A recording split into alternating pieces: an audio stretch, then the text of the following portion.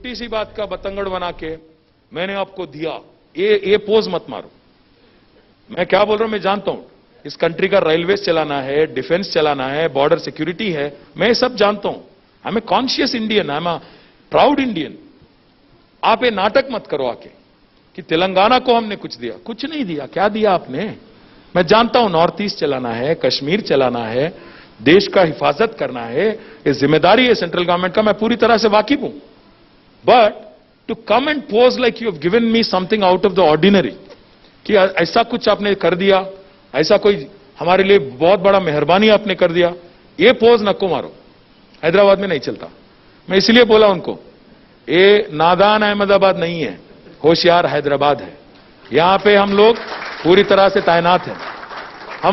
हमारे पास जानकारी है कि किसने किसको दिया, क्या होगा। मैं आप सभी लोगों से एक ही बात कहना चाहता हूं। मैं कह रहा हूं आप पूछो वोट डेवलपमेंट एजेंडा पे, बोलो किया क्या आपने 6 साल में, बोलो। अगर वापस आपको एक मौका दिया जाता है तो क्या करोगे ये भी बताओ। वो नहीं बताते हैं। यहां के एक हैदराबाद मार्केट में इलेक्शन में एक नया आदमी आ गया बीजेपी से, कुछ भी बोले जा रहे हैं। वो ही talks about this being a contest between bin Laden, Babar and देशभक्त। बिन लाडेन कौन है, बाबर कौन है, ये कहां से आ गए हैदराबाद इलेक्शन में, उनसे हमारा क्या वास्ता है? कुछ भी। वोटर है क्या यहां के? हैदराबाद के वोटर है वो बिन लाडेन, बाबर। मतलब अब बात करो इश्यूज पे। सड़क कहां बनाओगे, ड्रेनेज कहां बनाओगे, पार्क कैसे बनाओगे? ये लोकल बॉडी इलेक्शन है भैया, बल्दिया के इलेक्शन है। कुछ भी बोलना, कुछ भी। और फिर बात करते हैं अलग अलग अजीबोगरीब बात करते हैं। बोलते हैं रोहिंग्या है, कल स्मृति ईरानी मैडम आई, रोहिंग्या है। तो मैं बोला उनको, अरे रोहिंग्या है, पिछले 6 साल से गवर्नमेंट आपका है दिल्ली में, आपके रक्षा मंत्री क्या कर रहे, होम मंत्री क्या कर रहे, आधार कार्ड देने वाले मंत्री क्या कर रहे, वोटर आईडी देने वाले मंत्री क्या कर रहे? आप ही का गवर्नमेंट है। It's a slap on to your face. If you are saying today that there is infiltration in this country, slap on you, shame on you. आप जो लोग हिफाजत करने की बात करते हैं इस मुल्क की, अगर आप ठीक से काम करते तो आते कैसे लोग? अगर है भी तो ये जो बात किया जाता है लोगों को भावुक बनाने का, लोगों को उकसाने का, लोगों को प्रोवोक करने का रिलीजियस लाइंस पे, ये जो है एक सिनिस्टर डिजाइन है, सिनिस्टर कैंपेन है। ये हैदराबाद के लिए अच्छी बात नहीं है, ये देश के लिए भी अच्छी बात नहीं है। क्योंकि ऐसे इलेक्शन आते ही लोगों को एक जोश में लाना, भावुक बनाना, खास हमारे यूथ को। और जो यहां के बीजेपी के अध्यक्ष है, मेरे हिसाब से तो उनका मानसिक संतुलन गड़बड़ है। मैं मजाक नहीं कर रहा हूं, क्योंकि वो बोलते हैं बच्चों को कि भाई तुम रॉन्ग रूट पे चले जाओ, तुम 3-3 लोग ट्रिपल राइडिंग करो। अरे लाए आप ही लोग। मोटर व्हीकल एक्ट कौन लाया? हम लाए क्या? 2019 में नितिन गडकरी लाए पार्लियामेंट में। ये जो साहब बात कर रहे हैं यहां पे, वही साहब वोट करें वहां पे। उनको मालूम नहीं कि वोट करें, वही तकलीफ है। और इस सबसे बड़ी परेशानी तो ये है, उनको मालूम भी नहीं कि उनको मालूम नहीं। सबसे बड़ी परेशान वो है। सो ऐसे लोग आज अगर यहां के लीडर बनेंगे तो फिर मैं आप तमाम भाइयों से, बहनों से मैं पूछना चाहता हूं, आप सबसे रिक्वेस्ट करना चाहता हूं कि प्लीज सोचिए, please sit back, relax, think before you ink. Vote करने से पहले 1-2 मरतबा सोच लो। हैदराबाद कैसी हैदराबाद चाहिए आपको? एक peaceful Hyderabad which can continue to grow and continue to attract investments, continue to create jobs for our children, or a Hyderabad which will again go back to the ages of curfews, jagdas, everyday nonsense. You want that? आप सोच लो, क्योंकि हमारे लिए politics में तो हम हैं, रहेंगे, कहीं नहीं जाने वाले हैं। हमारे लिए we've seen ups and downs in elections, ups and downs in politics. Does not matter. But the city, it should not suffer. This city has taken care of millions of people and continues to be an economic engine, not just for our state but for our country. It's one of the topmost cities of our country. The fabric of this city cannot be disturbed, shall not be disturbed. That's our commitment to this city and to the people of this city.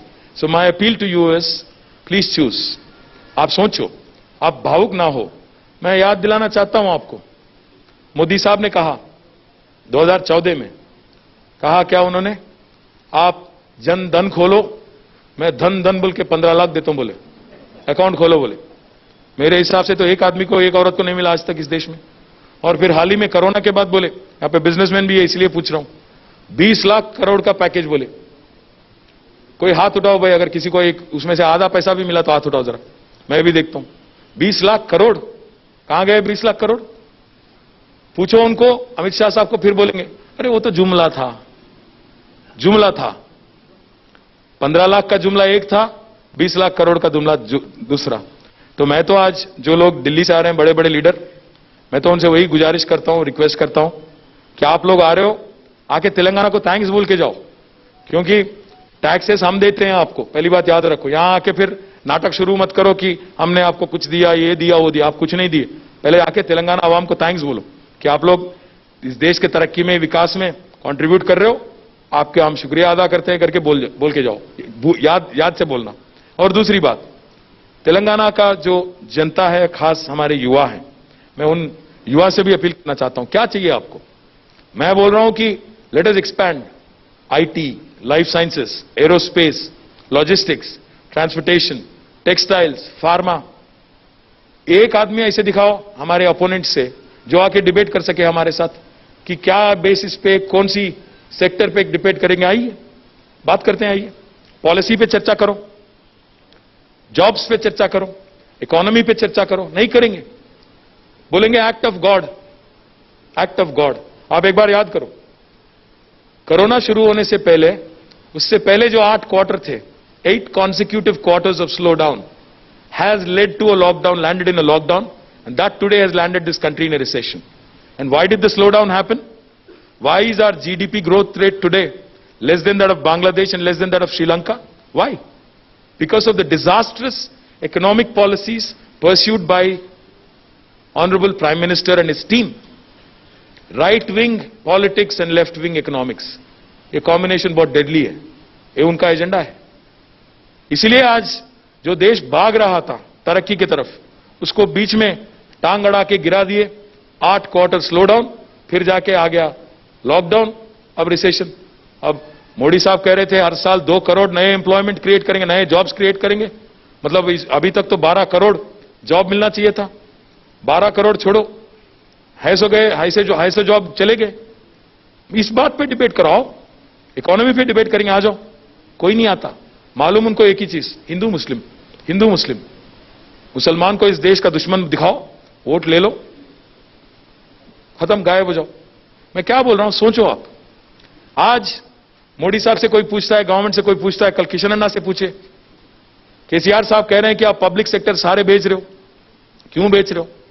बोलते हैं air India तो loss में है इसीलिए बेच रहे हैं। फिर कोई पूछता है उनसे, भाई एलआईसी तो प्रॉफिट में, उसको काय को बेच रहे? देश के हित में है। मोदी साहब ने बहुत सारे प्रोग्राम लाया,